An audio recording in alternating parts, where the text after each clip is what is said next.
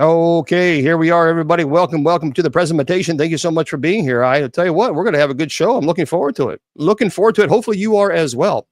We're getting ready to go live everywhere on all of our formats. We pretty much are, practically. But all right, now we're live on for everybody, and hopefully you're having a very good day. Well, we're having a rocky day here. I was talking to my friends there on TikTok. So let me give everybody a little heads up before we get into the presentations and all that other stuff. Okay, thank you, Mr. Producer. All right, so I'm in Kentucky, and we're having some really gnarly weather. It is dangerous. They are tornadoes, and it doesn't look too great. So it's pretty sketchy. So here is, we got a lot of group of weather watchers here in Kentucky. So here's the deal. We'll have to play it by ear. You know what I mean? Well, just play it by ear.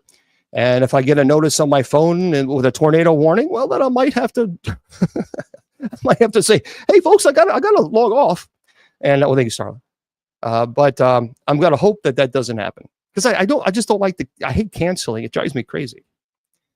And I look forward to this, the paranormal show on Fridays too. It's a lot of fun. I studied for the Roman Catholic priesthood for 6 years. Received my minor orders. All right, everybody, let me give you a little bit. Let's get the business aspect of what we're doing here first, and then we'll go into the presentation. First of all, if you want to go to my website, well, you can certainly do so. It's very simple. Go to bishopjameslong.com. bishopjameslong.com. If you want to go to the church's website, that's usocc.org. All right, usocc.org. I want to remind everybody that if you want to take some classes, you can go to my website there. Also, we have a fundraiser for my friend, Bishop Campbell.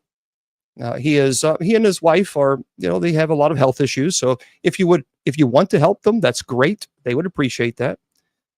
You can go, Christ created the church. Anyway, you can go to bishopjameslong.com, click on the fundraiser link. And so please consider doing that. That would be great. They would appreciate that. And that would be nice, because they're not one of these, prosperity preacher, you got to give. No, he's donated his entire life to helping people. And truly, they do. They do a fantastic job. Let me remind everybody, by the way, guys, I'll get your questions in a second. I just started the show, so just can I get through the announcements first?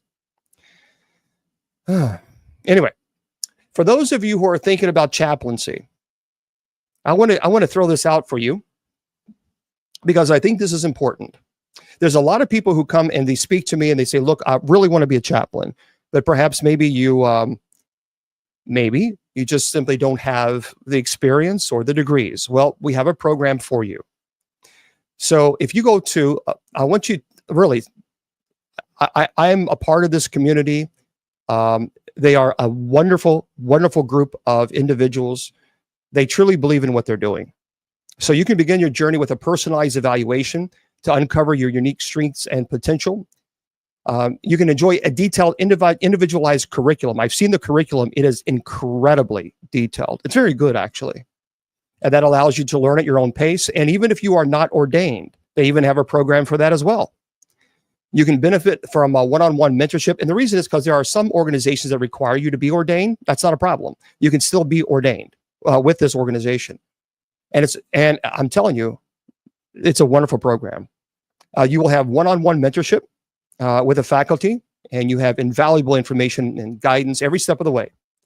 And so why, if you really want to be a chaplain, and let me tell you guys, chaplains there is such a shortage. Oh, well, thank you very much. Oh, please. Thank you. There is such a shortage of chaplains.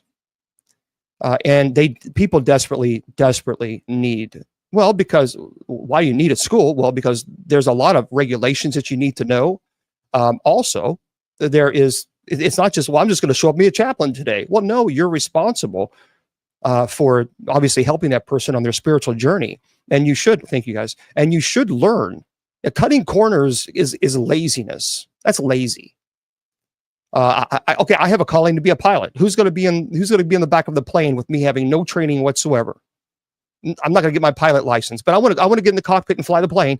How many of you are going to say, well, sure, that sounds like a good idea? That's preposterous. Just as much as chaplains should be trained. Because I have been a chaplain now for 25 years, and I'm telling you, I've seen people who were not trained, and you can tell the difference. You can tell a big difference. And quite honestly, most organizations require you to have some training before they'll even let you step foot into and rightfully so. So with this organization, you can. So if you're wanting to do this, if you have no training, they can start you as an associate chaplain, and you can work your way up to be obviously being a full chaplain with the organization. So here's what you need to do. You can email Dr. Campbell, and he'll help you.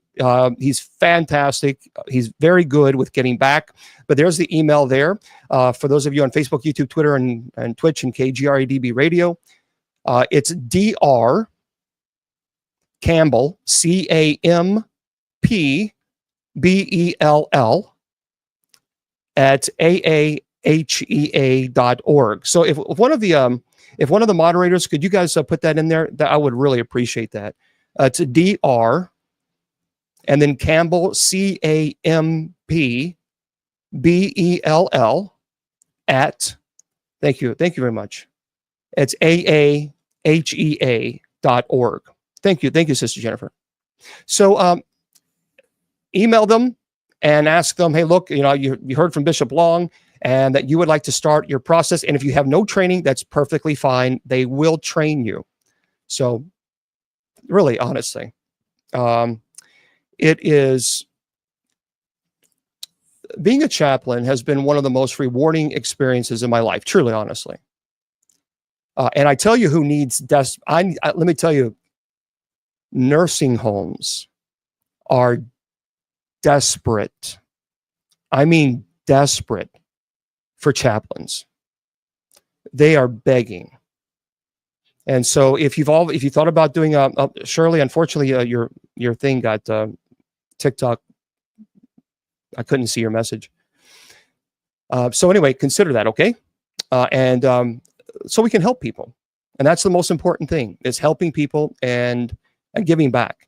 But nursing homes they truly are desperate. So anyway, it's there for you. The organization is wonderful. The training is wonderful. Yep, it's live, and there we go. Okay. So again, for those of you who are just tuning in, I'm Bishop James Long. As a reminder, I want to remind you that we're having some pretty nasty weather here in the area. So, that's a great question, She Butter. Is it She Butter?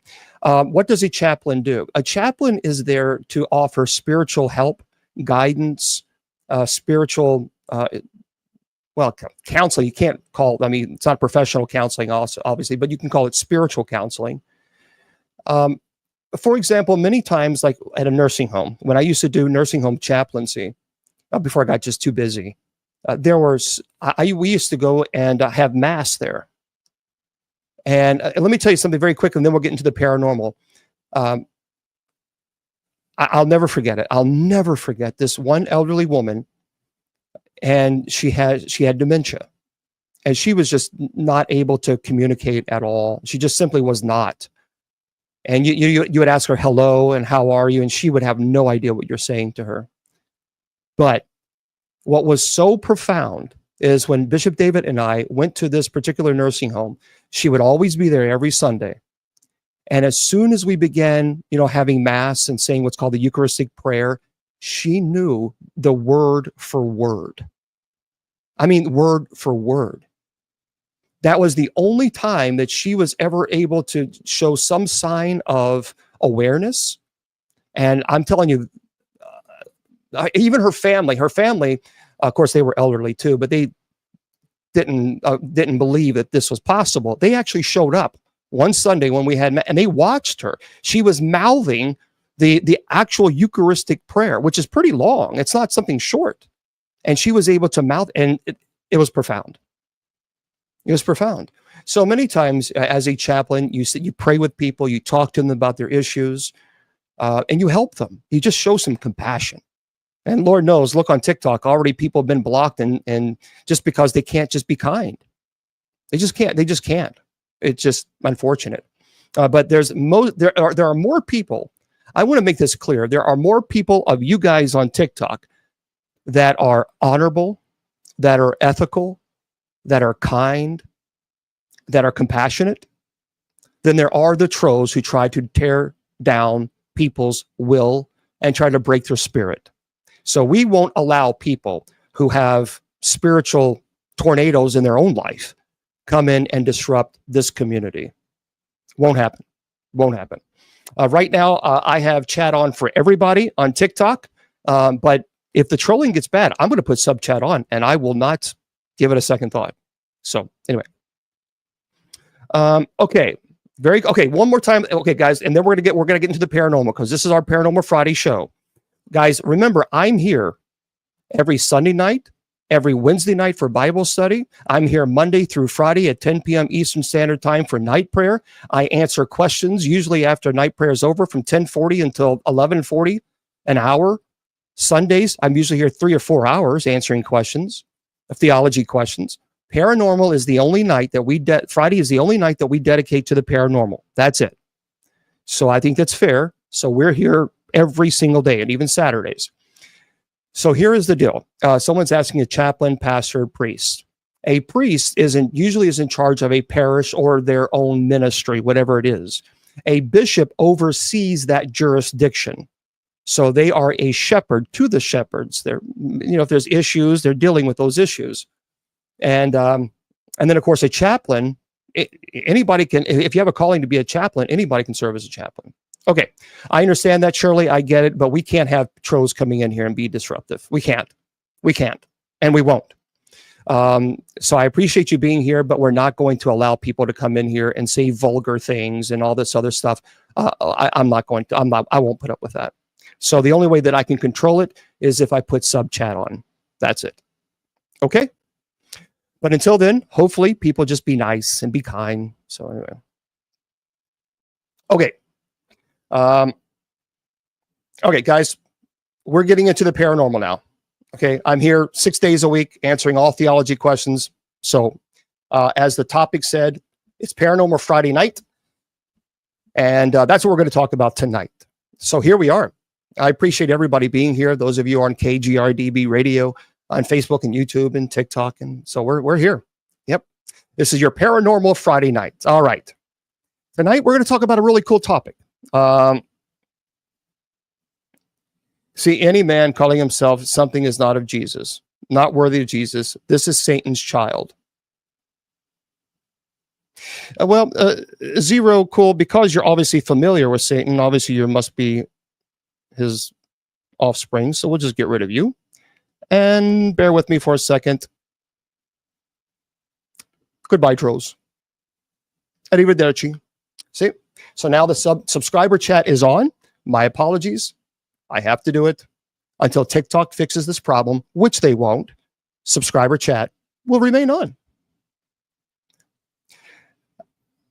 I truly have never seen the venom, the hatred, the disgust, as bad as it is on TikTok. It's terrible. It is terrible. And so for those of you who are on other social media platforms, I'm just letting you know, I'm on other social media platforms, and we might get an occasional troll or two, but TikTok, it is an epidemic. It is an epidemic. And TikTok they've got to get a handle on this. They've got to. They have to. Otherwise, it won't succeed. So, okay. Tonight, we are going to have a cool conversation now that the sub chat is on, because I knew that we couldn't keep it on because our spirit irritates their demons. We're going to talk about scary stories, haunted stories from national parks. Well, thank you guys. Thank you for the gifts. The national parks are really, really cool. I'm excited. I'm planning to do some traveling. Hopefully, Judy Ann and I we're kind of planning some really cool things in the future. Well, I don't want to tell too much, but she serves as an executive producer, and my friends, well, thank you, Trish. And my friends, it's going to be pretty cool. So maybe within 2 years or so, who knows? We don't know. This might not be the background. Maybe in a couple of years from now, what's going to be in the background are great big, huge mountains, woods. Very, very cool. You never know. And by the way, I am going to be going to Los Angeles in October. And I will be staying at the Queen Mary. Thank you. And I also will be presenting a live show at the Queen Mary. Thank you, please. So that's going to be a pretty amazing. And I'm going to be staying at the most haunted room the night before. And so when we go live, the next day, we're going to talk all about what we experienced. So that's going to be a lot of fun. I'm looking forward to that. Again, that's in October. It's a little bit of time away, but nonetheless, it's going to be very cool. All right. Let's first open with the Grand Canyon National Park. We all know the Grand Canyon. Yep, Shirley, I understand. Blame it on the trolls. Blame it on the trolls. They ruin it for everybody. And I can't allow them to continue being so disruptive. I can't. I won't. And so, well, you saw it. You saw it for yourself. Okay. At 277 miles long, 18 miles wide, and 1 mile deep, the Grand Canyon is truly an awe-inspiring sight. But the park has much more to offer. Historic sites, fantastic heights, beautiful views, and ghosts. So here perhaps are a few that you may want to keep an eye out for if you ever go to the Grand Canyon. So the first story, again, for those of you just tuning in, we're talking about haunted national park stories. The El Tovar Hotel in the Grand Canyon South Rim. Thank you, Chris. So legend has it that several years ago, a confused guest of the El Tovar Hotel approached the front desk. "Where's the holiday party?" asked the guest. "What holiday party?" asked the equally confused front desk clerk. "Well, the employee in the hallway invited us to a big holiday ball here at the hotel," insisted the guest. "He was all dressed up in fancy period clothes from the 1900s. "I'm sorry," said the clerk, "there is no holiday party, nor is there a gentleman dressed in period clothes working here." So who was the fancy dressed man? Well, from the guest description, the hotel employees are pretty sure it was none other than Fred Harvey, the founder of the Harvey Company and the designer of the El Tovar. This was no isolated ghost sighting, by the way.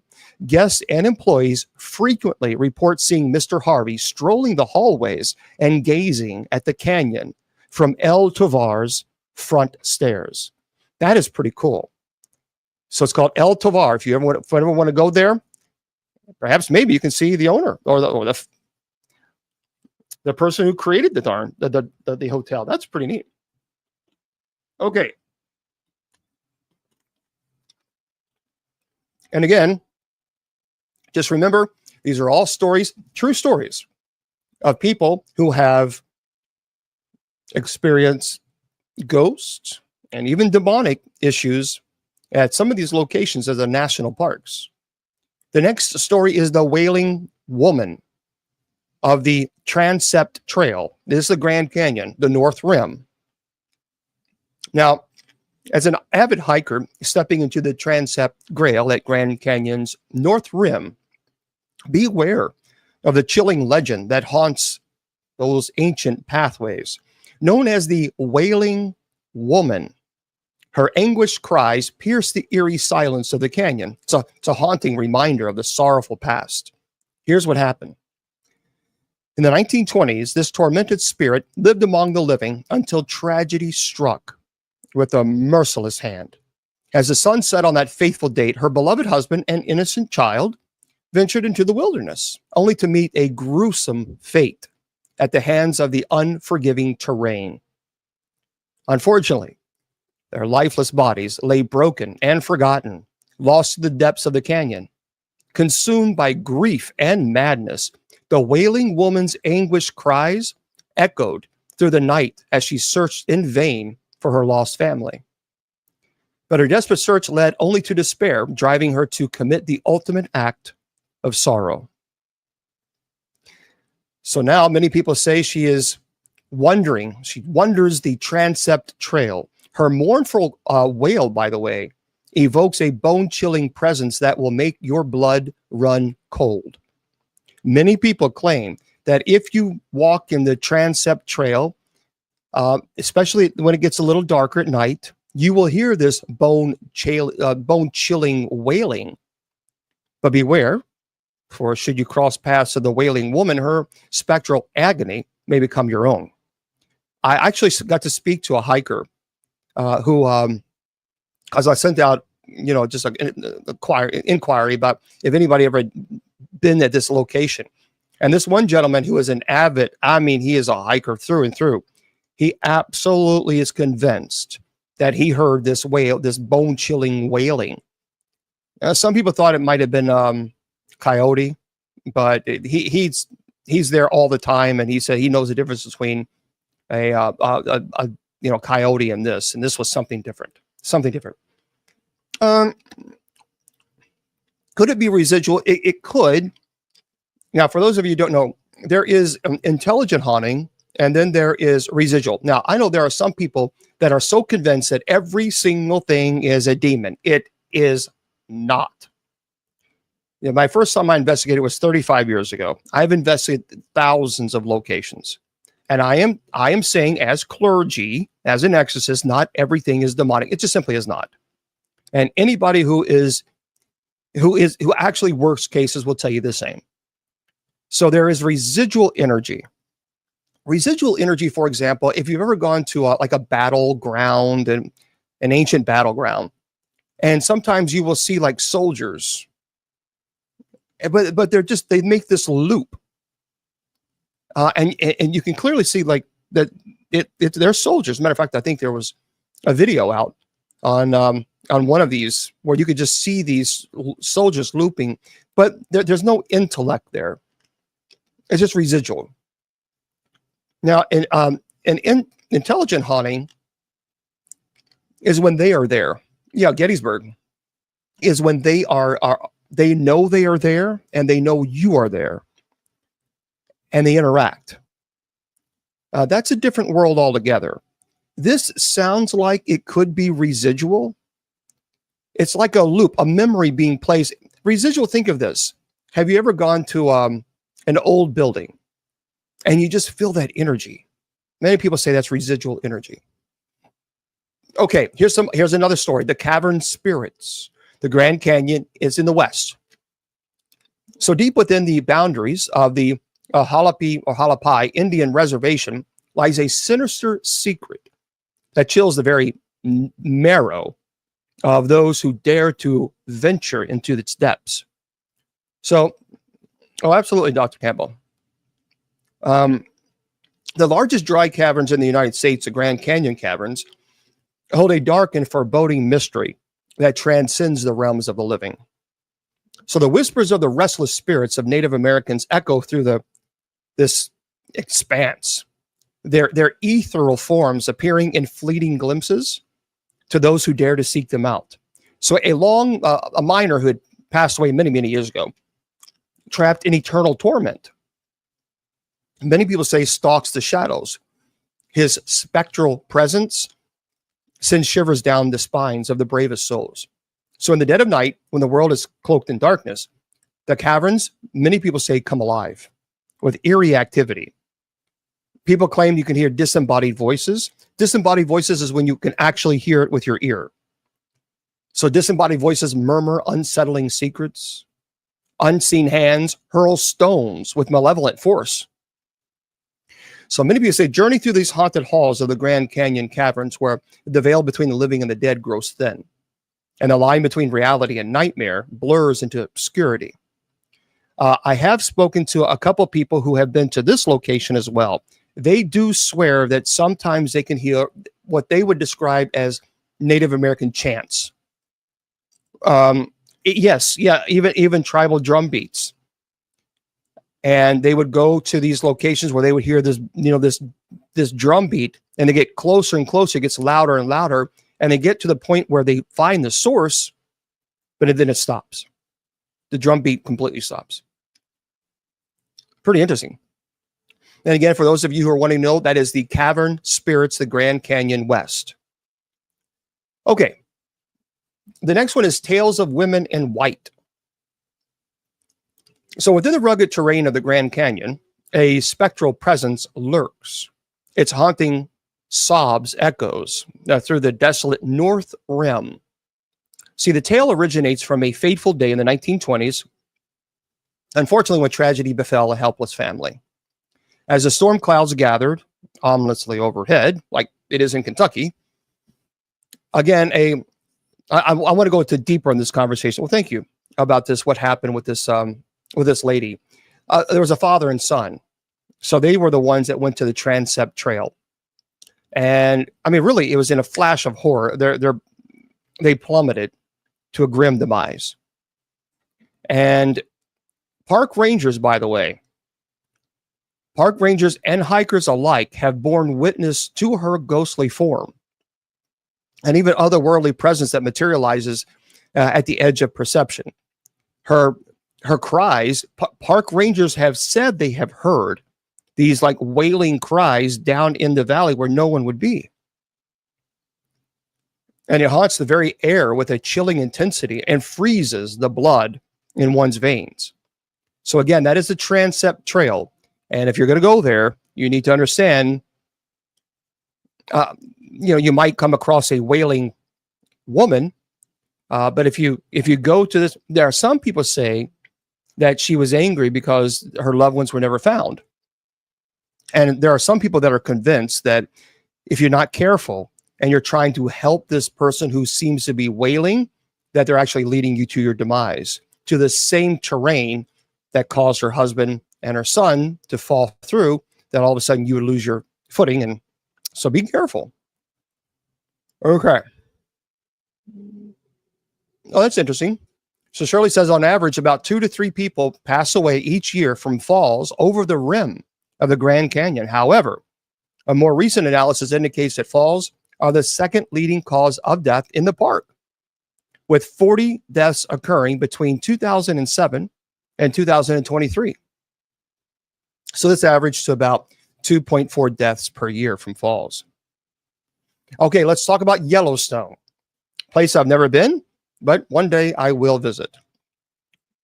And hello, everybody. Welcome. I appreciate all of you guys being here. Again, we are talking about haunted, scary stories from our national parks. And we do appreciate everybody being here.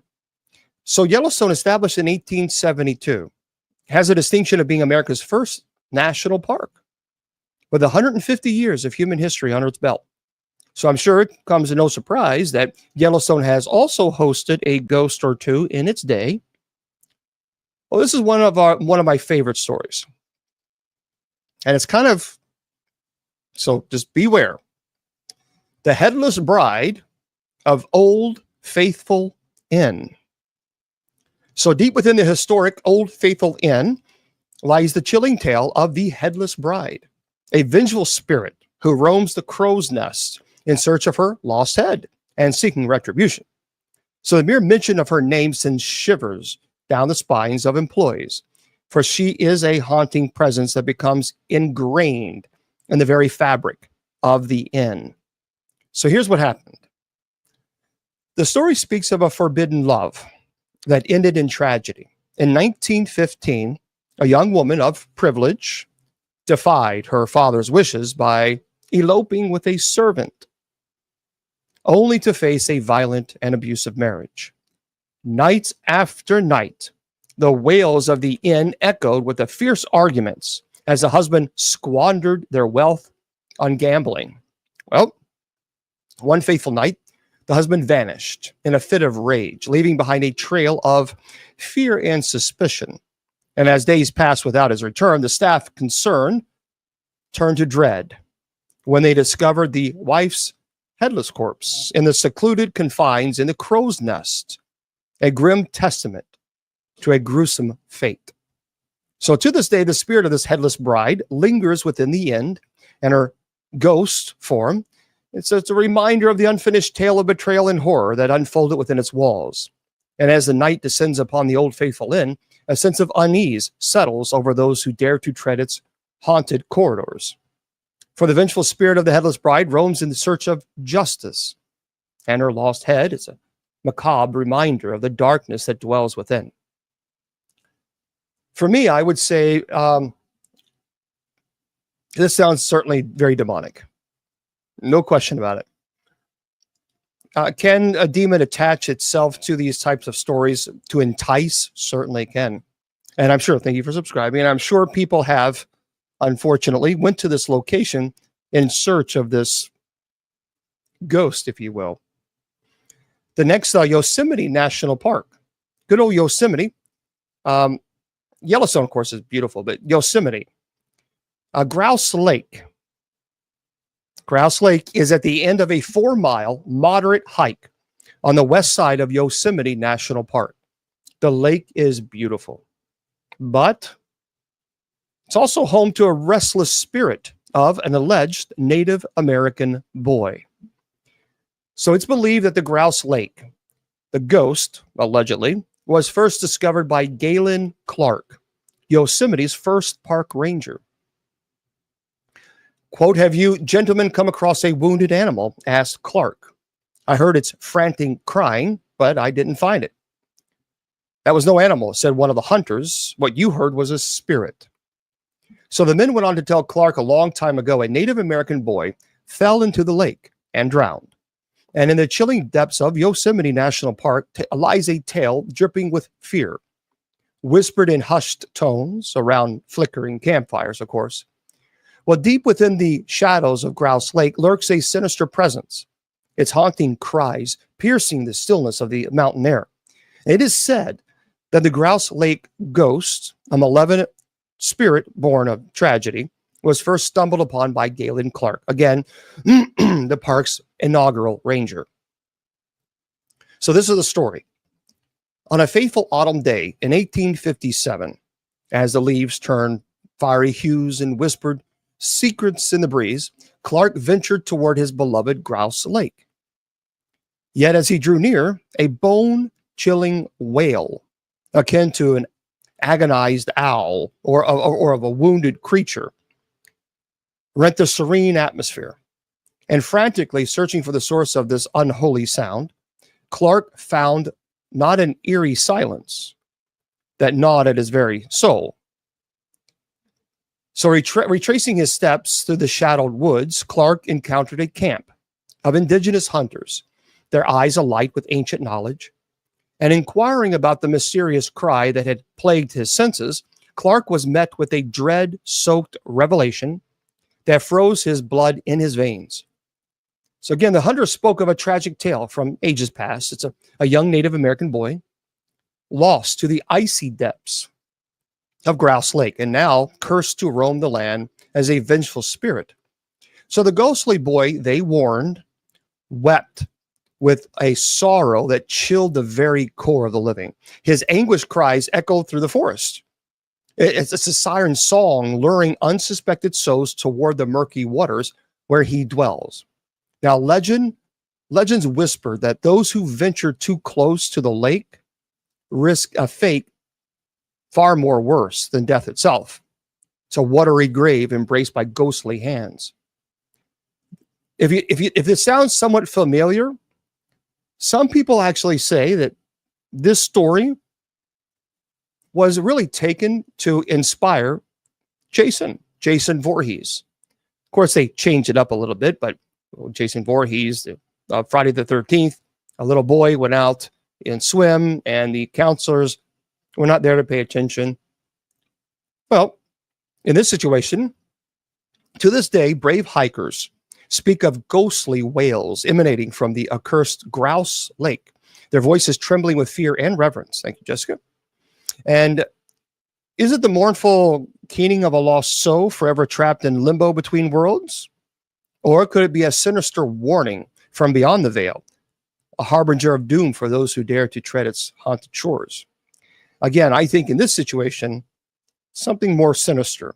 So should you find yourself drawn to the mysterious depths of Grouse Lake, I think you should heed this cautionary tale. For in the heart of Yosemite's dark embrace, where the veil between the living and the dead grows thin, the Grouse Lake ghost awaits. Its anguished cries, a chilling reminder of the perils that lurk in the shadows of this untamed wilderness. I was able to go and find a few stories from people who expressed fear when they were kind of camping out in that area. And they have also expressed that they heard this like screaming toward in the Grouse Lake, but they were very familiar. Thank you, please. They were very familiar with the stories. So yeah, they didn't want to pursue or go any further. Steve, I'd have to see your, I don't know where. Okay. Now the Rocky Mountain National Park. So Rocky Mountain National Park, at nearly 358 square miles of mountainous splendor, Rocky Mountain National Park is famous for its sweeping views of the Colorado Rockies and fresh mountain air. Now, if you have never been to the Rocky Mountains, I had the opportunity to do so when I was working a case. Just unbelievable, truly unbelievable. As a matter of fact, it was at the Rocky Mountains that I am convinced that I saw some type of shelter that could have only been put up there by Mr. Bigfoot, right behind me for you guys, Mr. Bigfoot himself. No question. No question. Because there were tree trunks, there were trees that were completely pulled from its very roots and was put, by a bigger tree. And someone was making some type of shelter. These trees, something very strong. There was no axe marks. They pulled it from its roots. That was pretty, Biff, I know.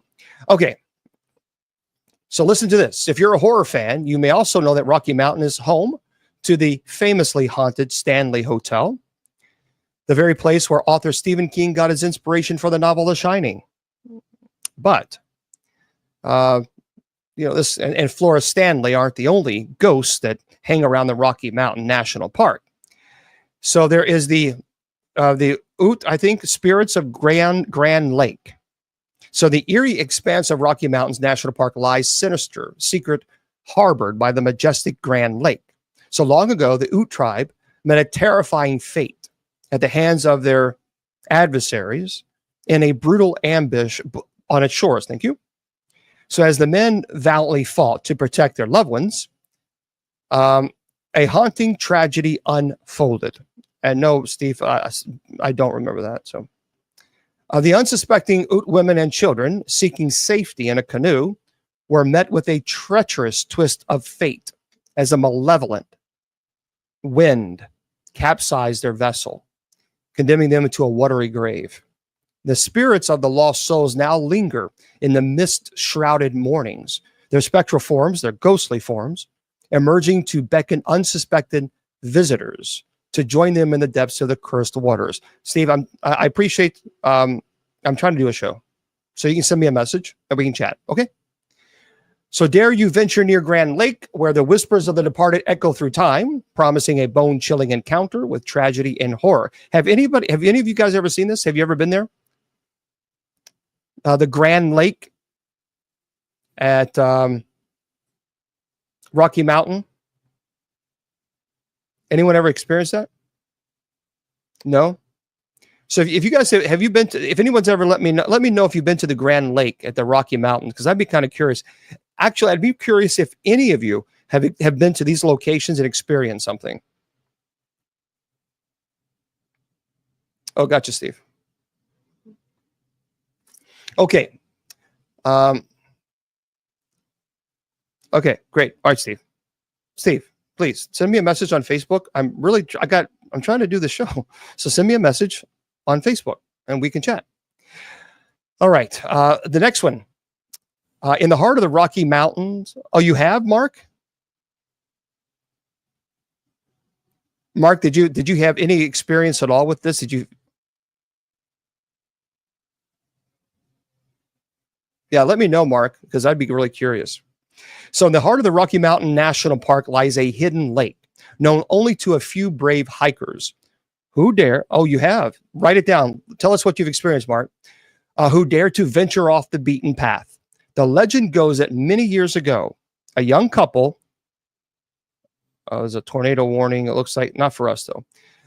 The legend goes that many years ago, a young couple lost their way during a storm. Yep. And sought shelter near the lake. But fate had other plans for them. So as the couple huddled together, they suddenly heard eerie whispers in the wind and felt a chilling presence surround them. And they saw shadows dancing in the darkness, and an icy hand brushed against their skin. Terrified, they tried to flee, but found themselves trapped in a never-ending maze of trees and rocks. So to this day, the spirits of the lost lovers are said to roam the shores of the lake, seeking out unsuspecting travelers to share in their eternal torment. So hikers who dare to venture too close to the lake at night have reported hearing ghostly cries and seeing shadows darting between the trees. Now, some say that if you listen closely, you can even hear the anguished voices of the lost lovers calling out for help. Others claim to have seen the ghostly figures of the couple floating above the water, their faces twisted in agony. So if you ever find yourself wandering alone in the Rocky Mountain National Park, beware of the hidden lake and the restless spirits that dwell within. That's kind of creepy.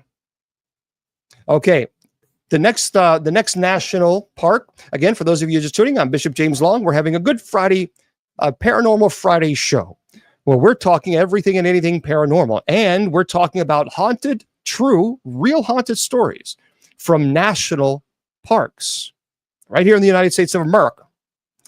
The next one is Joshua Tree National Park. Yeah, you'd be eaten by a bear. I'm telling you, honestly, truthfully, Captain Ribeye, honestly, when I was in the Rocky Mountains, I mean, my senses were at a heightened level. I was concerned about a bear, but I was really concerned about mountain lions. That's the biggest issue because we had someone with us that was very, very experienced in the mountains and things of this nature. And he said, you need to be prepared. That's the biggest and the scariest issue. Not so much the bears. The bears are there, but it is the mountain lions. Because some of the mountain lions, depending on the area, have had a history of being a little bit more aggressive. And yeah. Okay. The fact that Joshua Tree National Park was established as a national park on October 31st, 1994, that's spooky in its own right. But honestly, there isn't much else to be afraid of at Joshua Tree National Park. Thousands of artists, musicians, and creatives flock there each year because of the inspiration that the desert's rock formation bring. I've never been to the Joshua Tree National Park, but I think one day,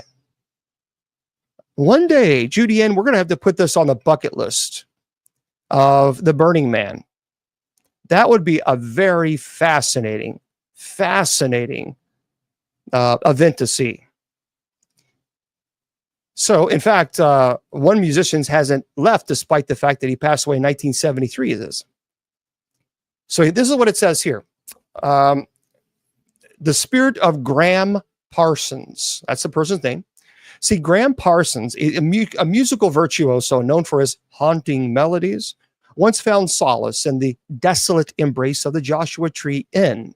It's an eerie sanctuary where time seemed to stand still, enveloped in the whispers of legends and the shadows of the past. So in the dead of night, amidst the echoing chords of guitars and the scent of other things and desperation, Parsons met his tragic end.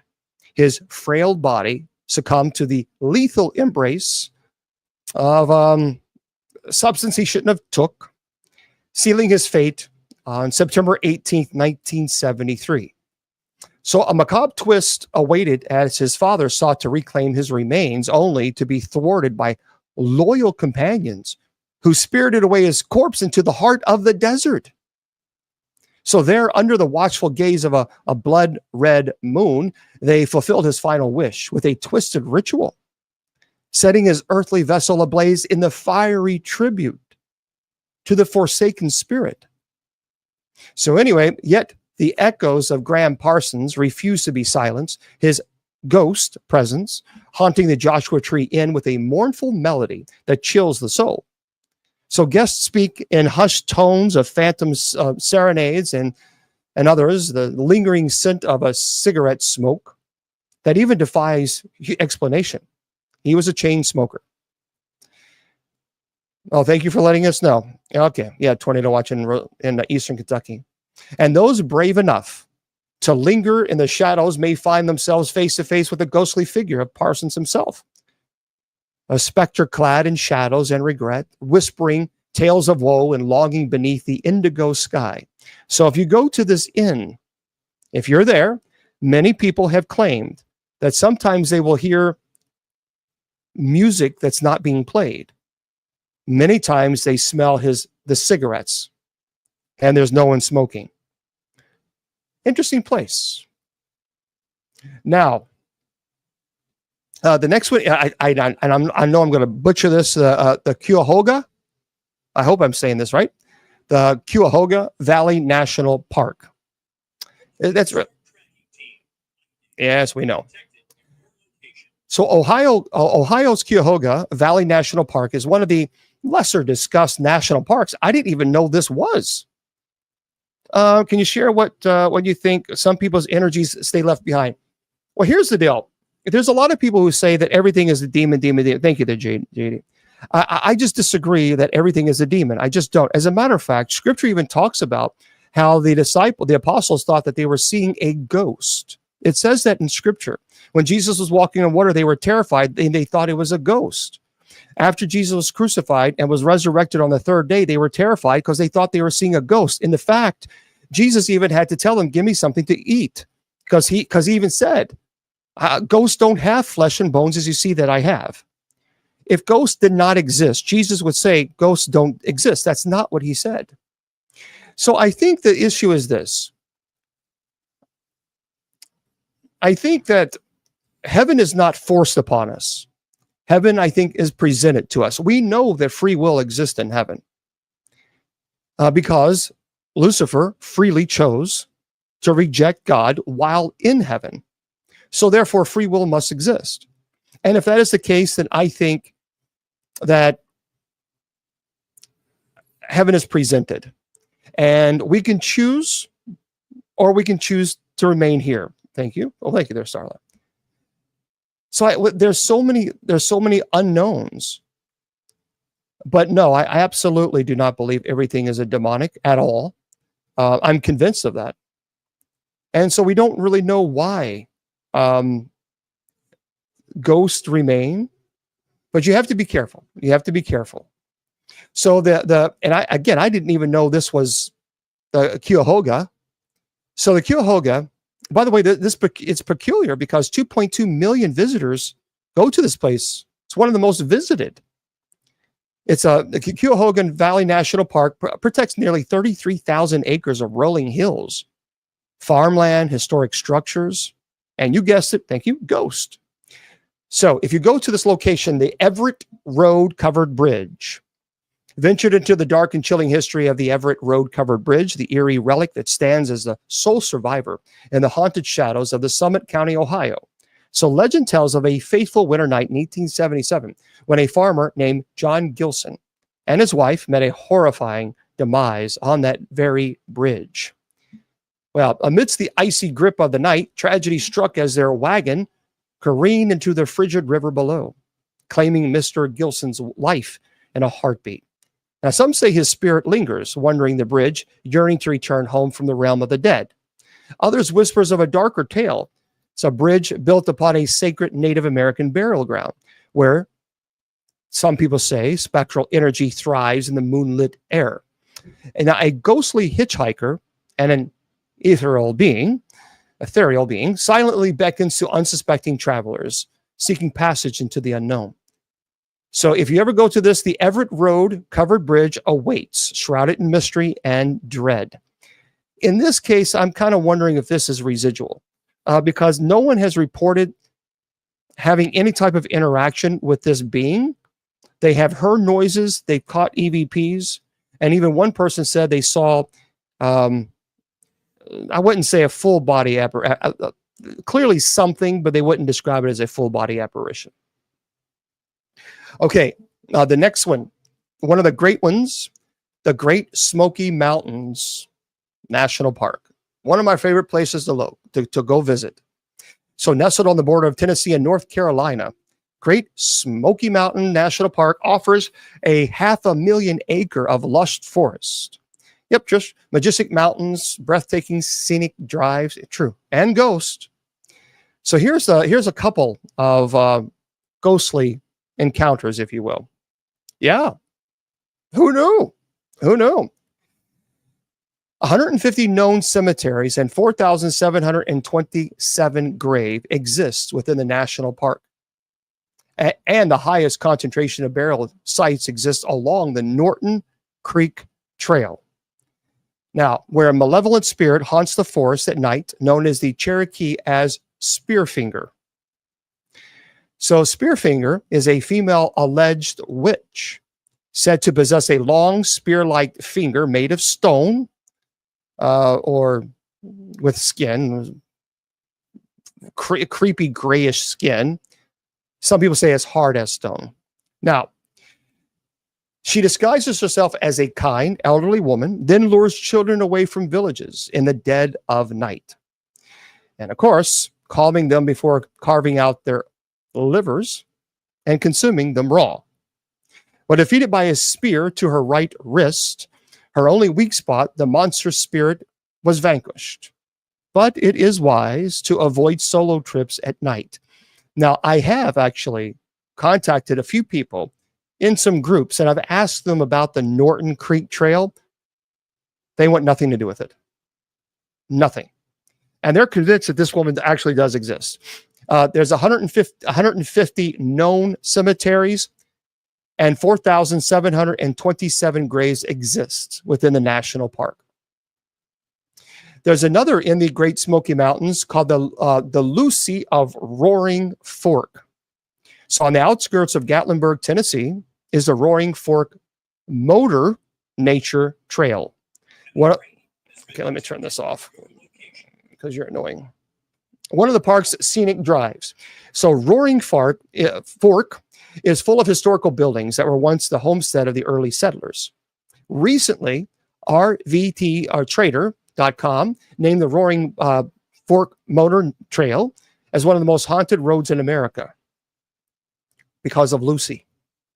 So legend says that at the turn of the 20th century, a young man was passing through on a cold autumn evening and noticed a beautiful girl wearing rags and walking barefoot through the old forest. And he offered her a ride home, and she gladly accepted. So well, thank you very much, Monica. And after dropping the woman off at home, the young man went about the rest of his journey, but he couldn't stop thinking of his beautiful hitchhiker. So the next day, the man returned to her home. And when her mother answered the door, the young man asked for her. He says, quote, "I gave Lucy a ride home last night, and I would very much like to see her again," the young man said. "That's impossible," said the mother. "Lucy passed away in a fire years ago." Now, to this day, visitors on the Roaring Fork Motor Nature Trail, say that fast, quick, 5 times, report seeing the ghostly form of a beautiful barefoot woman wandering along the road, hoping for a ride home. Yeah, you might want to check this out. I wish I would have known that, because when I went there last time, I would have been right there. Yes, Steve, please stop. I don't want to block you, but please stop. So Roaring Fork Motor Nature Trail. Yeah, so Roaring Fork Motor Nature Trail. Okay. The next one, this one, a lot of people swear that this place is haunted. The Mammoth Cave National Park. Now, that's in Kentucky. So twisting dark caverns and narrow passageway await those who visit the world's longest cave system found in Kentucky. Back in the 1840s, the cave was home to a tuberculosis sanatorium, which we know is Waverly Hills. And even the cave actually was used too. A server named Alfred, assisting Dr. Cronhan, reported, "I used to stand on that rock and blow the horn to call them to dinner. And there were 15 of them, and they looked more like a company of skeletons than anything else." Occasionally, visitors to the cave would encounter ghoulish patients in hospital gowns, coughing and shuffling along the passageways. I had no idea that Mammoth Cave was even used as kind of like a hospital for, if you will, tuberculosis patients. Of the 15 that stayed in the cave, 5 would pass away.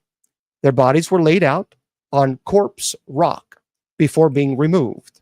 Many have reported these patients never left their final resting place. Very interesting.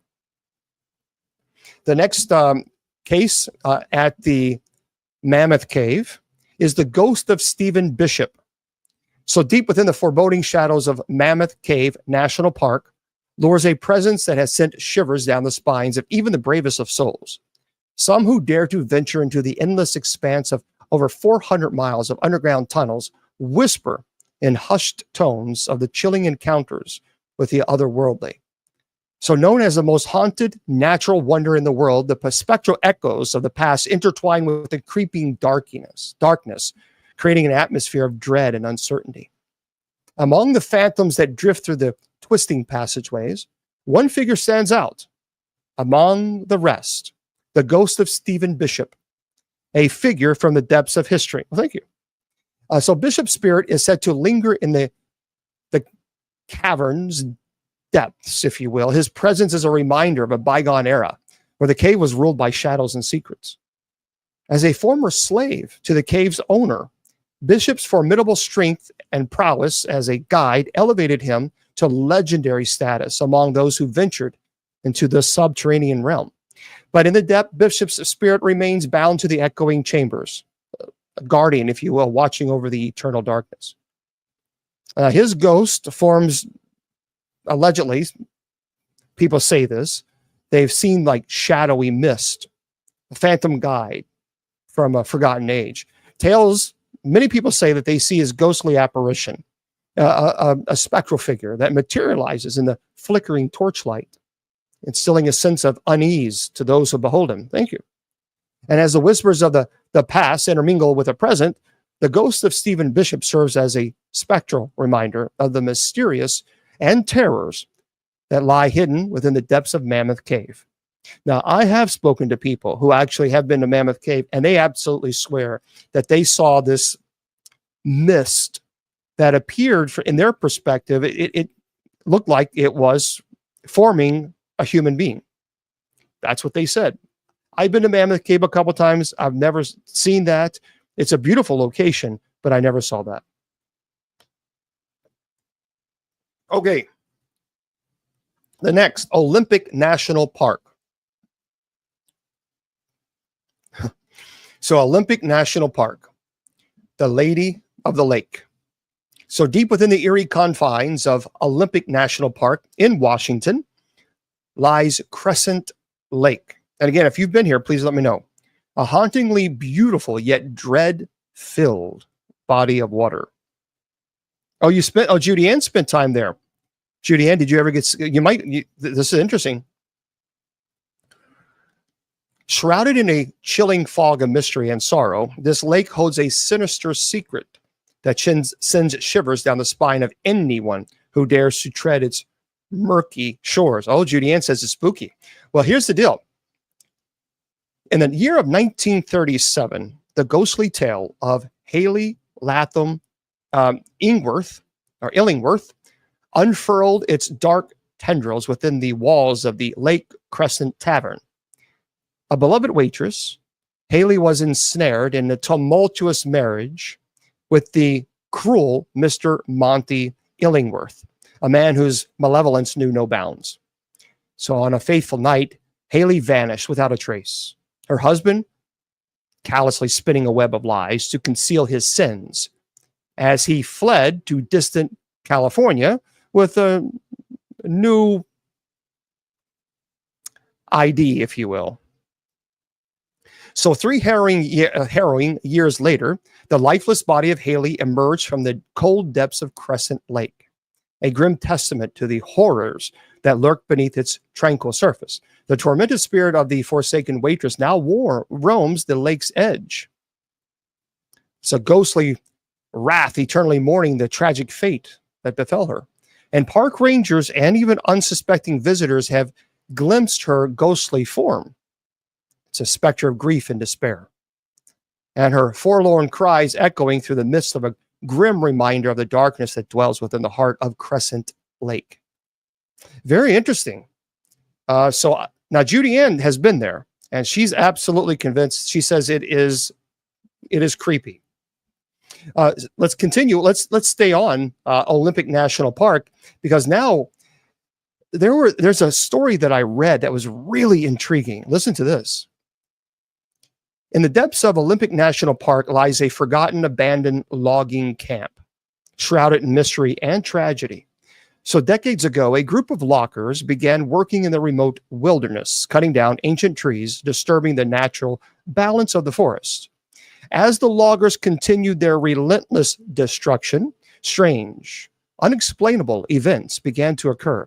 Visions of shadowy figures darting between the trees, eerie whispers echoing through the mist, and the sensation of being watched from the unseen eyes haunted the loggers each night.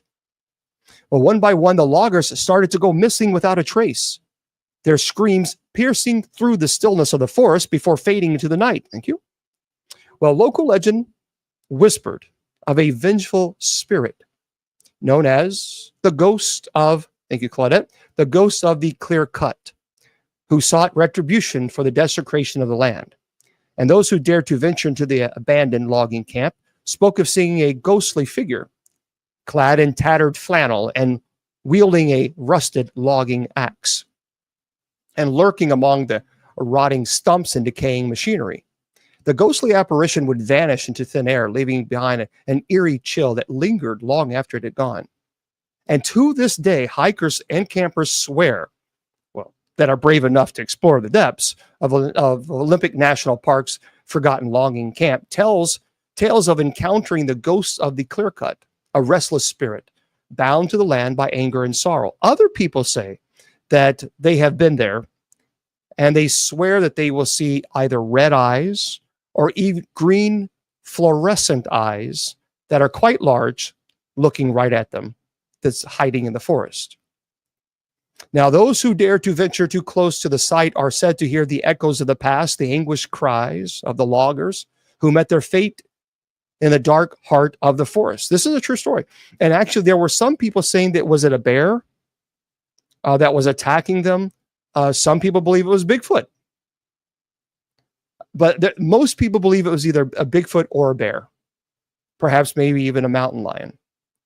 So if you ever find yourself wandering alone in the dense wilderness of Olympic National Park, be wary of the shadows that dance at the edge of your vision and the whispers that seem to come from nowhere. Yeah, it's a true story. That's pretty cool. The next one, Canyonlands. Again, I didn't even know what Canyonlands National Park. That was when I saw when I was little. Red Eyes in the Woods. Oh, very cool, Trish. Yeah, I've seen red eyes and a fluorescent green eyes. Okay. Oh yeah, Humberto says there's evidence that Bigfoot sightings are paranormal events like those. There's a lot of people who are seeing these. We just simply don't know what these things are. This is Canyonland National Park. Listen to this story. The ghost horses. However, animal lovers beware. This story isn't for the faint of heart. With its brilliantly colored rock canyons and endless vistas, a visit to Canyonlands National Park in Utah is like traveling back to a time when cowboys and outlaws ruled the Wild West. Oh, you have, Deb? Oh, Deb, you're going to have to tell us about it. Well, hello there, Trish. Okay, but legend has it that the mournful cries of a pack of ghostly mustangs echo through the canyons when the moon is full. And these are the spirits of a herd of wild mustangs that passed away because of some negligent wranglers. And in the 1800s, some cowboys rounded up several dozen wild mustangs to break in and sell the highest bidder. Well, once they'd chosen the horses that would fetch the most money, they left the area and also left behind a few horses. The abandoned mustangs were trapped in captivity without food or drink, and they eventually passed. So now many people say their spirits are free to run through the park with wild abandon. So if you find yourself hiking in the Canyonlands trails in some lonely evening and the clamoring of hooves and the low mournful whinnies fill the air, be sure to give the ghost horses of Canyonland some space. All right. Now I have some friends in this area, and they are absolutely convinced this is a true story. Okay, so what does it mean when you can hear a voice in your ear? Okay, there is what's called an EVP, stands for electronic voice phenomenon, and you can't hear that. You can when you can pick up on it through a digital recorder. So you play it back, and you can hear it. A disembodied voice is when you can actually hear it with your own ears. So you clearly hear something. And not only you, but there are other people who hear it as well. So what you're describing it probably would be a disembodied voice. Okay, the Everglades National Park. And again, I spoke to some friends, and they are absolutely, you're not going to convince them otherwise. They believe this. Ghostly pirates. So deep within the dense, shadowy thicket of bald cypress trees, where the air hangs heavy with a stench of decay and the sound of ghostly whispers echo through the murky waters, lies the bone-chilling tales of the ghost pirates of the Everglades. So this is a legend, a sinister legend, shrouded in darkness and mystery, whispers of a time long forgotten, when a malevolent pirate ship, adorned with tattered sails the color of dried blood, prowled the waters with insatiable greed. So their haunted eyes fixed upon a helpless merchant ship. So the pirates pursued their prey with a relentless fury that could only be matched by the wrath of the underworld itself. But the tables turned when the cunning merchant captain led his vessel into the treacherous labyrinth of the Everglades. It's a cursed realm where the boundaries between the living and the dead blur into oblivion. So as the doomed pirates ventured deep into the heart of the swamp, driven mad by hunger and desperation, their tormented souls were consumed by the unforgiving wilderness, condemning them to a fate worse than death. Now, as the eerie glow of moonlit bathes the twisted branches in this haze, the ghostly pirate ship drifts aimlessly through the fog-laden waters, cursed to forever haunt the Everglades as a grim reminder of the price that was paid. I have some friends that are in this area that are alligator hunters. They will not go in the Everglades at night, especially where allegedly haunted activity occurs. You cannot, no matter what, you cannot get them to go. And these are people who've been, who's been there for quite some time. They will not go there at night at all. Okay. The Badlands National Park. We got a few more. Okay. Have you ever heard of the Badlands National Park? There is the Badlands Banshee. This is crazy. So deep within the foreboding expanse of the Badlands lies a malevolent entity known as the Badlands Banshee. Oh, Janelle, did you hear about this? Oh, very cool, Trish. Okay. So veiled in mystery and menace, this banshee is a spectral figure Oh, you have. Um, a banshee is kind of like or some evil, evil. So she's a spectral figure of ethereal beauty and chilling dread. Whispers of her origins range from the ancient spirit to vengeful specter. Oh, I'm going there? Oh, great. But her monstrous presence is undeniable. As twilight descends upon the desolate landscape, the banshee's haunting wail pierces the stillness, striking terror into the hearts of all who hear it. Her ghostly form glides to the shadows with a grace that belies her sinister intent. See, her spectral presence foreboding and otherworldly. But beware, for the banshee is not alone in her malevolence. At times, she is accompanied by ghastly companion, a skeletal figure that revels in the macabre. Its eyes, empty eyes, gleaming with a malevolent light, and together they stalk the unwary, seeking to ensnare them into a horrible trap. And yeah, a lot of people say that you're cursed if you hear them. Now, those who have encountered the Badlands banshee speak of her insidious tactics, luring unsuspecting travelers to their doom with the promises of hidden wonders. And should you find yourself beneath the starlit sky of South Dakota and you hear the banshee's earthly cry, flee, run away. Otherwise, you become another victim of her insatiable hunger and despair. So yeah. Oh, you're close to the Black Hills. Okay, and this also is in the Badlands National Park. The watchdog. So deep within the eerie, desolate expanse of the Badlands National Park lurks a sinister entity known only as the Badlands Banshee. So as darkness envelops the Watchdog Butte area, a chilling presence descends, shrouded in tattered rags, with hair as wild as a howling wind. The ghastly specter materializes before unsuspecting hikers. She has hollow eyes, filled with a malevolent glare. Now, whispers of the banshee's haunting visits tells of her cryptic gestures, incomprehensible utterances, desperate plea lost on those who cross her path.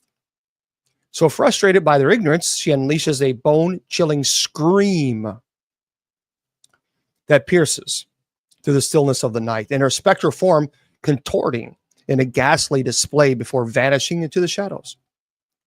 But this is another banshee. Beware, for the banshee's not alone. She also has another figure. This banshee is another banshee, but it's a younger version of her, another female.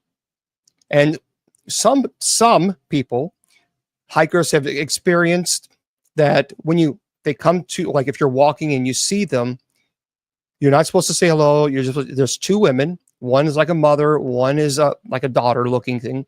And they have tattered rags. They have no shoes. Their hair is hanging down. You can't really see their faces. Very pale. And you need to go the other way, because if you don't, then once the mother starts screaming, then the daughter starts screaming.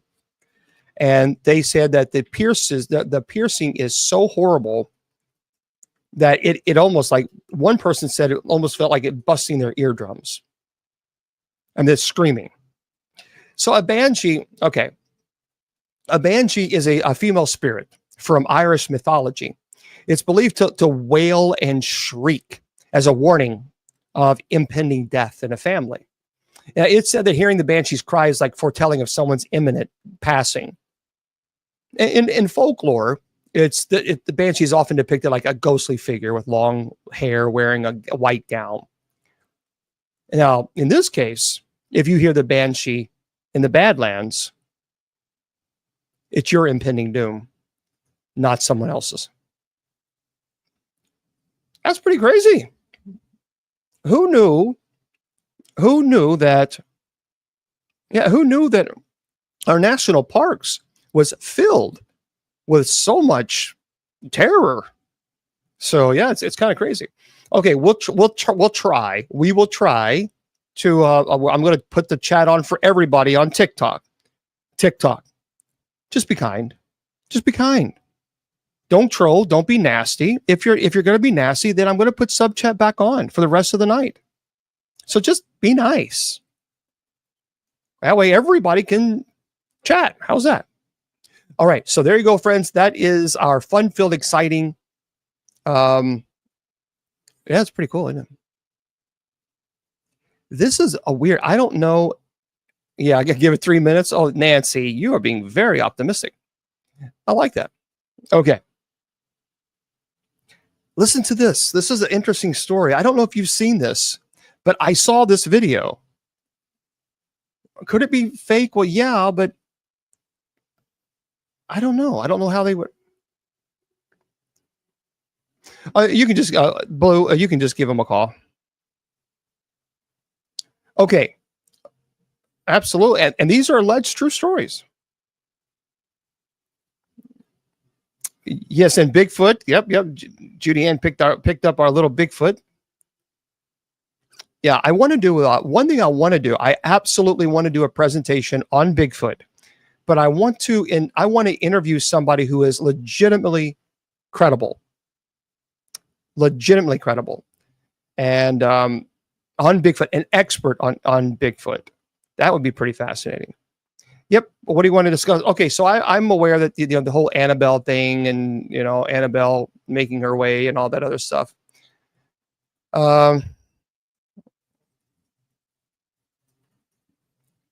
Alina says that you stayed at the Queen Mary and your husband had a sleep paralysis there. Okay. Yeah. Okay. Right. So it is true. Yeah. It's on tour across the United States. I don't know where it's next, or where it's going next. And a lot of people are talking about the Annabelle doll. And so,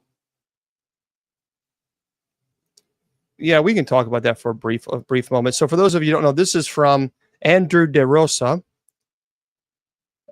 It does, Humberto. We've had subscriber chat on because people just couldn't be kind and not troll and be nasty. So I just put sub chat on because I wasn't going to put up with the nonsense. Okay, so this is by author Andrew De Rosa. He's a staff writer for CT Insider. It says this past weekend, videos of the allegedly haunted Annabelle doll racked up million views on TikTok. The TikTok account, the paranormal investigator and former host A&E's Paranormal State Ryan Buell, posted a series of videos of the doll being transported and unveiled at the West Virginia State Penitentiary over the weekend. Collection of 4 videos posted by Buell amassed a large number of views, and one of the videos, which shows a team moving her into the Virginia State Penitentiary, racked up 9.8 million views. Anyway, the Annabelle doll was at the former Moundsville, West Virginia prison as part of the Devils on the Run tour, which sees items from the Warren's Occult Museum collection in Monroe, including Annabelle traveling across country. WVP lockdown with Annabelle was held at the allegedly haunted penitentiary on May 8th through the 11th, looks like. Other places you can find Annabelle in New Orleans, San Antonio, Illinois, Pennsylvania, and Kentucky. The Annabelle doll was given as a gift to a Hartford nurse in 1970. Once she brought it home, she and her roommates report unexplained behavior. And so it went to Ed and Lorraine Warren. So, I don't understand. I mean, they certainly they have a right to take it to locations, and if people want to see it, they have a right to say nope or say yes. So yeah, I did not know Ed, Lorraine. I didn't know Ed, but I did know Lorraine. But I did not know Ed. Daniel, knock it off. Daniel, you're going to get blocked. I'm telling you now, you're going to get blocked, Daniel. I'm giving you your warning. You're going to get blocked. Show the same respect that we give you. I know it's hard for you to do, but try to. Oh, I'm going to. He's going to if he keeps it up. See, again, this is why we put sub chat on right here. Daniel, because I'm doing a show right now and you're being very disruptive, causing a lot of problems. And if you have a question, you could send me an information like people do respectfully and not interrupt the show because you have an agenda. How about that? See, wow. Unbelievable. Just be kind. I think there's an attachment with Annabelle. Well, hello there, George Lopez. Yeah. Okay, Daniel, you are a toxic human being and you're not doing anything good. You're actually doing everything bad and you should be ashamed of yourself, but you're not. Goodbye. Be blessed and be blocked. Sub chat on for the rest of the night for TikTok. Told you. Told you. Sorry, folks. Sub chat, it will remain on for the rest of the night. I'm not going to turn it off. So that's the way it's going to be. They won't stop, and TikTok won't fix this problem. They won't fix it. They just won't. So yeah, this is how disruptive it is. So sub chat is on, period, and I'm not changing it. And send me a hate message on TikTok, and I'll block you as well. This is a really interesting thing. A video of alleged giant anaconda sparks controversy and debate. Yeah, be blessed and be blocked. Well, I don't know. There's a lot of reasons. Well, thank you, Shanice. There's a lot of reasons why. Well, that was very nice, Tracy Ann. Demonic entities will attach themselves to particular objects to entice an individual. Like, for example, the doll that I have that was on the Legion of Exorcists show. I've talked about this before. The mother became obsessed with this doll. I mean, obsessed. Even to the point where she wasn't even listening to her husband. And she said, if I had to put a second mortgage on the home to buy that doll, I was going to buy it. It became an obsession. And so she had done some things, when she was in her younger years that perhaps she shouldn't have done. And the demonic waited and waited and waited until the best opportune time. And that's when the demonic showed up. And people forget, when you do things, there are consequences for this. And so that's what happened with her, at least. As far as the Annabelle, I don't know the whole history as far as why the demonic was attached to it. It is possible that when they first bought the Annabelle, the original people, that they could have already had a demonic infestation issue in the home. So we just don't know. Okay. Yeah, it's live. Let's see, there's over almost 300 people in here. So yeah, it's live on TikTok. I just have sub chat on, and it's going to remain on for the rest of the night. Okay, listen to this, guys. Hold on. TK Randall writes, there's a video of an alleged giant anaconda sparks controversy and debate. Helicopter footage of a giant snake in the Amazon has recently gone viral online, but not everyone is convinced. Reports of an enormous snakes in the Amazon rainforest have been documented for centuries. Early explorers of this vast and inhospitable region claim to have witnessed giant anacondas, measuring over 50 feet, and local villagers have described specimens even larger. What today the giant anaconda is recognized as a very real animal, though documented specimens have never exceeded 30 feet in length. Now, some experts believe that larger specimens genuinely did exist, but such creatures are now extremely rare due to deforestation and other human activities. Sometimes, however, a piece of evidence comes along that makes you wonder. Well, there is a footage, and you can go online, which was recently shared on Twitter or X, and has since gone viral, appears to show a particularly massive, this is humongous, this massive anaconda swimming across the Amazon River in the middle of the rainforest. Trouble is, nobody's quite sure if the video is actually real. Many suggesting that it is instead a hoax, produced both CGI or generated using artificial intelligence. And sure enough, the clip does seem a little wonky. It's a shame, too, because it would be good to see some concrete evidence that really large anacondas still exist in the Amazon. Sadly, though, the particular video is most likely not the evidence that we're looking for. I saw it. I got to be honest with you. All you got to do. So what I did is I went to giant anaconda, and then I typed in like helicopter, So giant anaconda helicopter. And you can find them everywhere. The videos everywhere. I am thinking, honestly, I think this is CGI or some type of artificial intelligence. I don't buy it. It is interesting. It's not a very long. I'm watch it right now.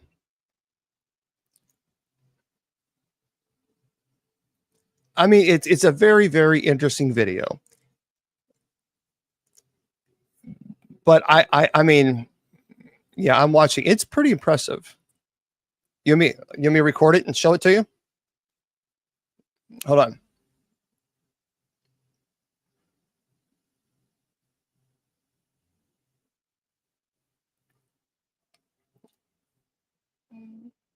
So I'll record it a couple times. I'll let you see it. Okay. So let me show it to my friends there on TikTok, and then I'll show it to you guys. Well, I messed up there, didn't I? I'm naturally blonde. Bear with me. It didn't record it right. Hold on one second, everybody. I'll do it again. Or you can go do it. You can go do it. So just type in giant anaconda helicopter and you'll see it. It's pretty interesting. But again, I'm kind of thinking this is, I don't think so. Okay. Yeah, it looks AI. I mean, but I honestly, it's really, really impressive. Send it to me. Oh yeah. Yeah, you shouldn't burn it. Yeah, if you have something like that, send it to me. And then I would walk you through, the blessing of your house and things like this. Okay, have you all heard of America's lost colony? The Roanoke Island. That is a mystery. It truly is a mystery. It's very interesting. It is a very interesting mystery. But listen to this. Again, T.K. Randall wrote this. Mystery of America's lost colony may have finally been solved. Exactly what happened to the 118 colonists who settled in Roanoke Island in the late 1500s has long remained a mystery. And according to historical records, in the late 16th century, 118 colonists from England settled on the island of Roanoke, and which is now North Carolina. Things weren't easy for the colonists, however, and they soon found themselves short on supplies. Things got so bad that in 1587, the colony's leader, Ralph Lane, decided to return to England to request more supplies. But when he finally returned with a supply ship 3 years later, he found the entire colony was now completely deserted. Anything of use or value had been stripped, and the only clue to the colonists' whereabouts was on the word croton, which someone had etched into the wooden post. That suggests that they had gone to join the Croton natives who lived around 50 miles to the south, but whether they had ever made it there has long remained something of a mystery. Well, some stories suggest that the colonists had been unalived by hostile natives, while others maintain that they had been attacked by the Spanish or had passed away from disease. Now, though, excavations on Hatteras Island, the home of the Crotons, I think I'm saying it right, has yielded definitive evidence indicating that the lost colonists actually did make it there after all. This comes in the form of a hammer scale dating back to the 1500s. It's a sure sign that the colonists must have reached the island, as the natives did not have metalworking technology at that time. The hammer scale shows that English settlers lived among the Crotons on Hatteras and were ultimately absorbed into their community.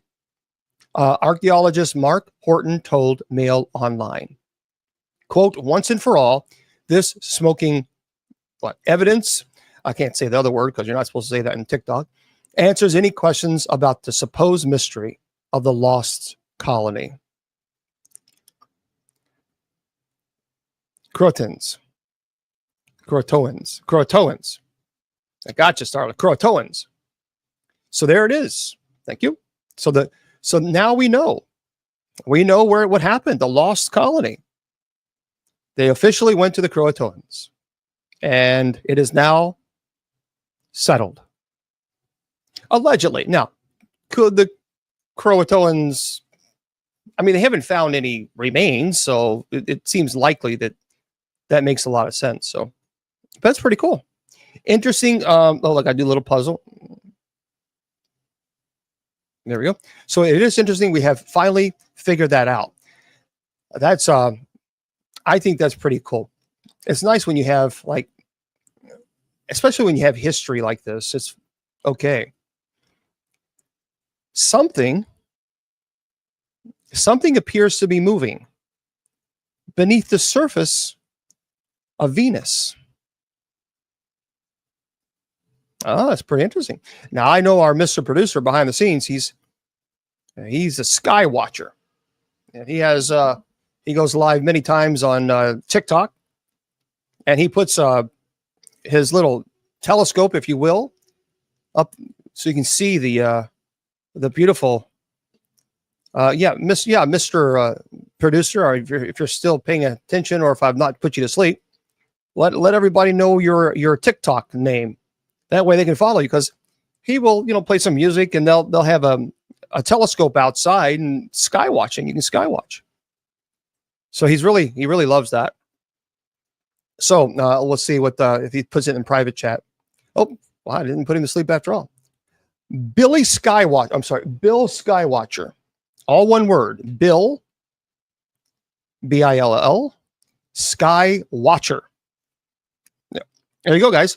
So if you're on TikTok, make sure, all one word. Thank you, guys. Bill Skywatcher. It's really cool. It's really cool. I was watching it the other day, and he was playing some really cool music, and 80s music, which is actually the real music. And you can also, he has a camera there, and you can see the sky. So really neat. So Bill Skywatcher, all one word on TikTok.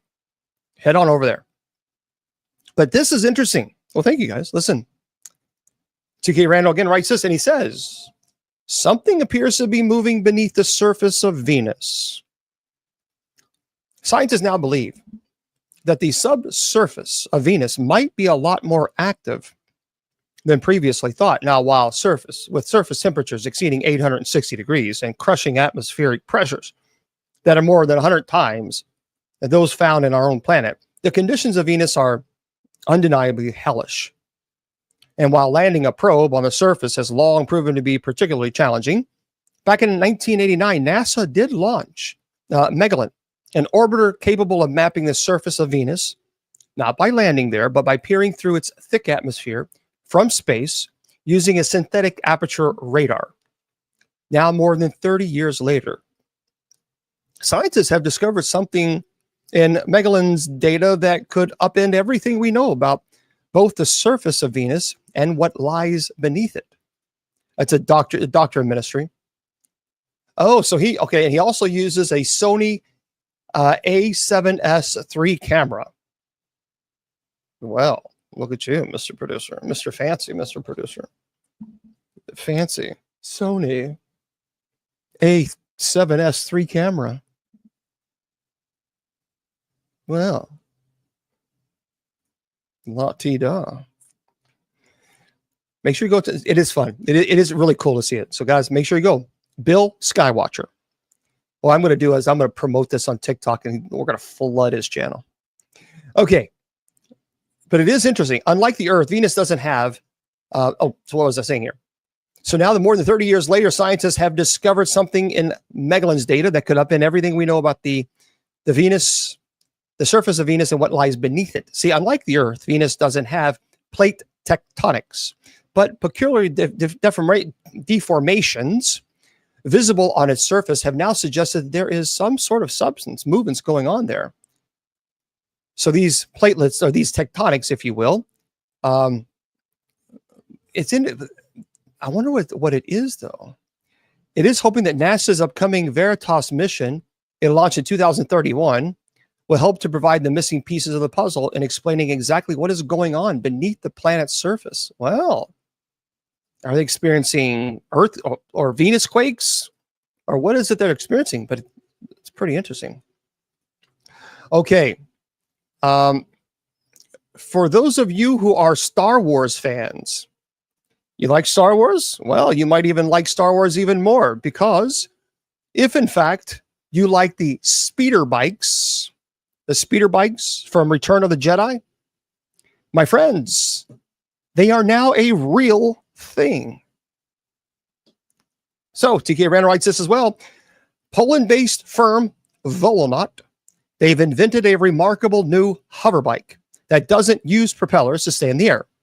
Now, if you've ever wished you could careen through the forest of Endor on a hovering speeder bike, like in Return of the Jedi, and I would just crash right into a tree. What does this button do? Plop.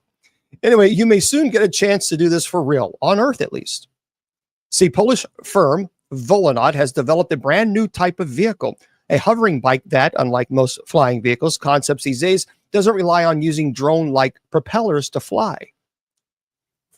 Capable of speeds of up to 124 miles per hour. The air bike uses jet propulsion and can seat one rider. So a proprietary stabilization system makes it possible for the bike to stay aloft and enables the rider to control their flight with relative ease. The firm also maintains that it is so comfortable that the rider will become one with the bike. Of course, given that it uses jet propulsion, noise is likely to be a factor, as is fuel.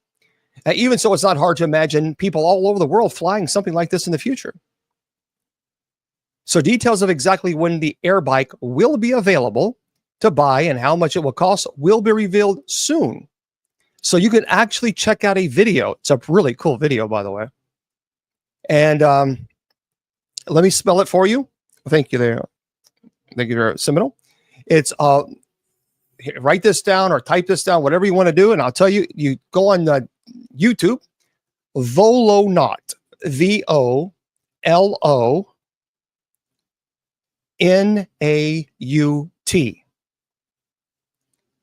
Okay. So it's VOLONAUT. Yep, that is air bike. So you just type in Volonaut air bike. And it is pretty cool. But this guy's driving in the woods. But that's a pretty cool story there. So if you're a big fan of it, then you know what? I think it's something that you might want to consider.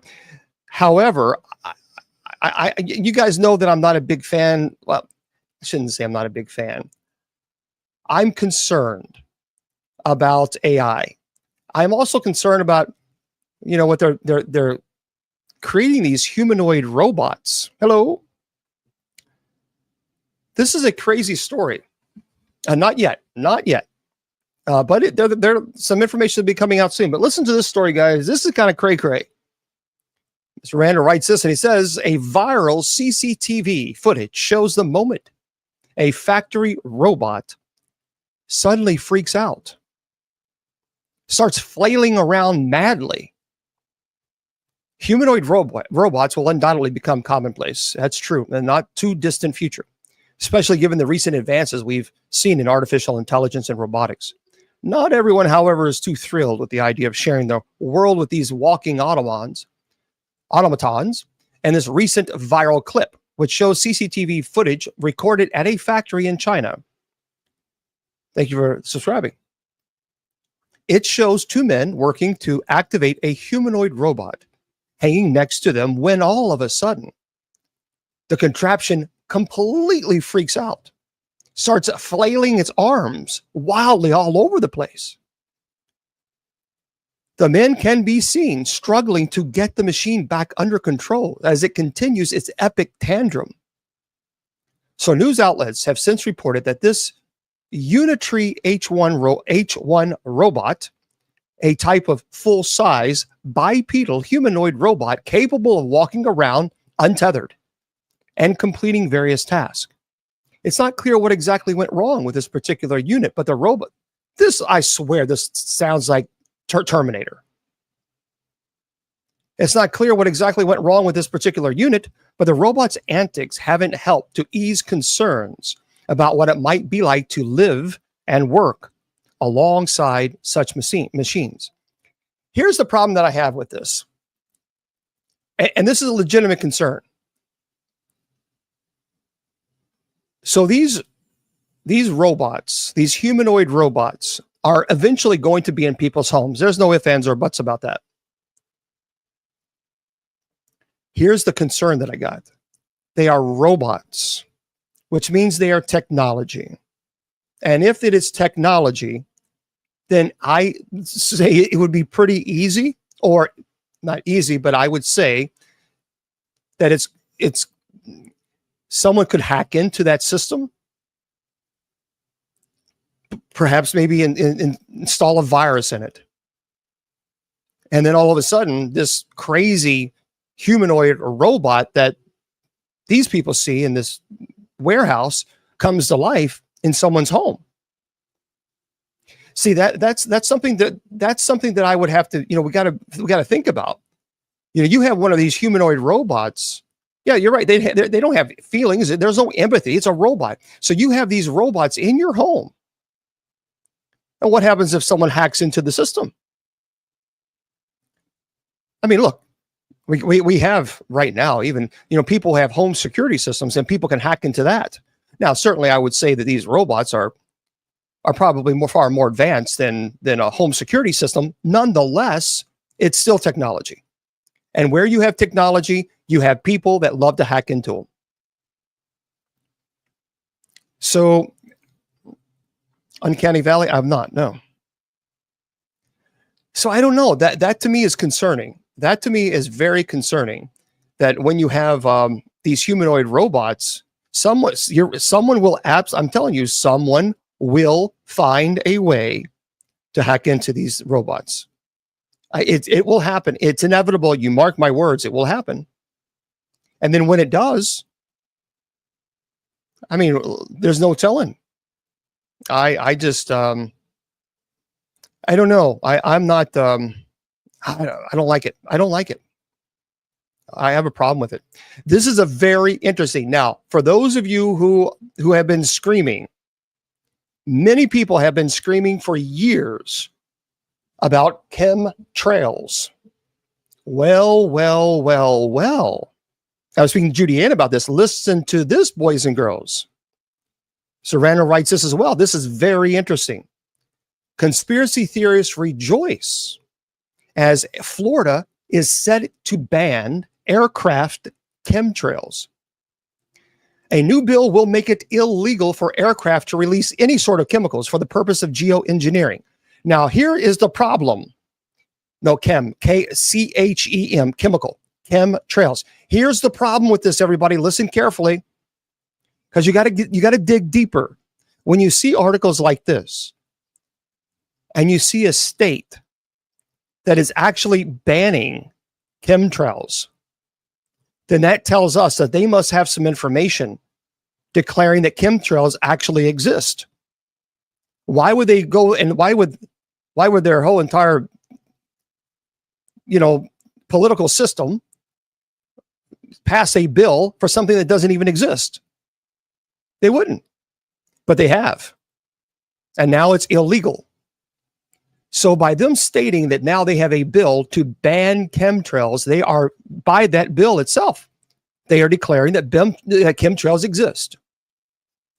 For those of you who don't know, back in the 1990s, a conspiracy theory emerged suggesting that the vapor trails of high-altitude aircraft can be seen crisscrossing the sky are actually trails of chemicals being deliberately sprayed by the government for shadowy, nefarious purposes. Multiple possible explanations of these alleged chemtrails have been put forward by conspiracy theories, ranging from chemical, biological weapon testing, or even weather modification. Suffice to say, there has never been any evidence to indicate that these trails are anything sinister. Nonetheless, the threat of aircraft spraying chemicals into the atmosphere was enough for Tennessee state officials to pass a bill to outlaw the practice last year, and now Florida is also doing it. The specific wording states that it will be illegal to engage in the, quote, injection, release, or dispersion by any means of a chemical compound or substance or apparatus into the atmosphere within the borders of Florida for the express purposes of affecting the temperature, weather, climate, or intensity of sunlight, aka weather modification. Friends, do you understand? Anyone caught doing this could face a $100,000 fine, up to 5 years in prison. Governor Ron DeSantis said people have a lot of kooky ideas that they can get in and put things in atmosphere to block the sun and save us from the climate change. Look, the fact of the matter is, this is what we're talking about. Now we're talking about Tennessee and Florida have passed bills banning this type of behavior. So they clearly know something that we don't. Well, maybe we know it. I look, you can see something in the sky. When you see trails, you see a plane, and you see like white mist following a plane. That's normal. That is completely normal. Those are ice crystals from the exhaust from the jets. A buddy of mine is a pilot, and I asked him about that. So that's normal. However, what is not normal, what happens is those ice crystals eventually just fall and they evaporate and they turn into water. No big deal. What's happening is these chemtrails, these puff of smoke, if you will, they're not evaporating. That's a problem. That's a big problem. That should not be occurring in our atmosphere. See, ice crystals from exhaust, because of the weight of the ice crystals, they will naturally just fall into the atmosphere and obviously turn into water. But when you see something in the sky and you see these massive white puffy trails, that is not, and that are not clouds, that is not normal. Oh, cool. Mark D'Antonio, astronomer and UFO video photo analyst, willing to come on next week. Well, there we go, Mr. Producer. Let's do it. So Mr. Producer is saying that Mark D'Antonio, he's an astronomer and a UFO video photo analyst. Excellent. That's going to be our special guest next week. That's going to be very, very cool. Well, thank you there, Monica. Thank you there, Mr. Producer. We appreciate that. And Mr. Producer, can you come on and say hello? Because there are some people who don't know that you actually exist. So if you could just say hello to everybody. Because when I say the Mr. Producer exists, they, huh? Am I the mystery person behind the camera? There you go, everybody. So for those of you who are on TikTok, you guys can hear. For those of you on Facebook, YouTube, Twitter, Twitch, Instagram, KGRDB Radio, you can see Mr. Producer. I actually just uploaded a quick, like a 45-second TikTok video showing you in the background and thanking you for what you just did a few minutes ago. Oh, very good. Well, I'll definitely make sure also when we're done here, I'm going to go on TikTok and tell everybody, head over to Bill. Again, you got to go. The guy, it's really cool. You do have a cool, Bill Skywatcher. It is a really cool channel. It is a cool channel, and he's a cool cat. Just don't tell him I said so. Anyway, have a great rest of the show, and I'll let Mark know. It's a done deal for next week. Awesome. Thank you there, sir. Appreciate it. Thank you for doing that. Absolutely. So there we go. Yep. So Bill Skywatcher, everybody, got to make sure you go over TikTok, and he also does a lot of biking. So if you like biking, he shows some videos on his biking too. So it's pretty cool. Pretty cool. So there we are, my friends. So chemtrails is a problem. Chemtrails is a problem, and I applaud Tennessee.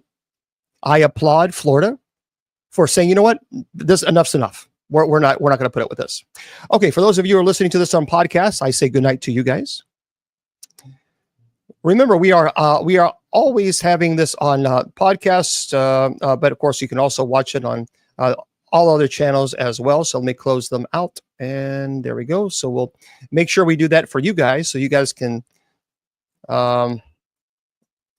So you guys can watch it or listen to it later, or watch it on KGRDB Radio, or however you want to do it. And we got some other very cool, some news eventually down the road on. So we're excited about, I'm actually more probably excited than they are. So some pretty cool news about the KGRDB Radio, and Yeah, so we're looking forward to that. So anyway, we're going to be here. Don't forget, everybody, we're going to be here in 1 hour from now. We have night prayer coming up. So we would love for you guys to, to join us. And we start the chat at 9:50 p.m. Eastern Standard, and then we go live at 10 p.m. So my friends there on Facebook, YouTube, Twitter, Twitch, Instagram, and Rumble, and KGRDB Radio, thank you there, Michelle. Remember, I tell you, your value does not decrease based on someone's inability or refusal to see your worth. You're priceless, and don't let anybody tell you or convince you otherwise. Good night, everybody.